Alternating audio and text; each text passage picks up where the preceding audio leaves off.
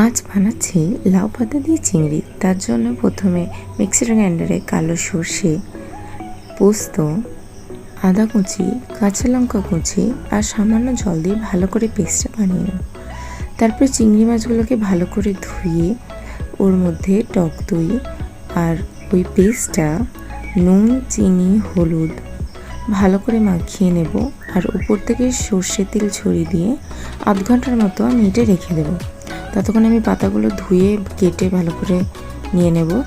তারপরে আধ ঘন্টা পরে ওই পাতাগুলোর মধ্যে আপনাদের যতগুলো মনে হবে চিংড়ি মাছ ভালো করে দিয়ে একটু এই সর্ষের পেস্টটা দিয়ে ভালো করে লাউ পাতাগুলোকে মুড়ে তৈরি করে নিতে হবে। তারপর একটা প্যানে একদম বেশি করে তেল দিয়ে দিচ্ছি, যতগুলো আছে সবই তেলেই ভাজবো। একে করে লাউ পাতাগুলো দিয়ে দিলেই তৈরি আমার লাউ পাতা দিয়ে চিংড়ি। আর আজকের রান্নাটা এখানেই শেষ।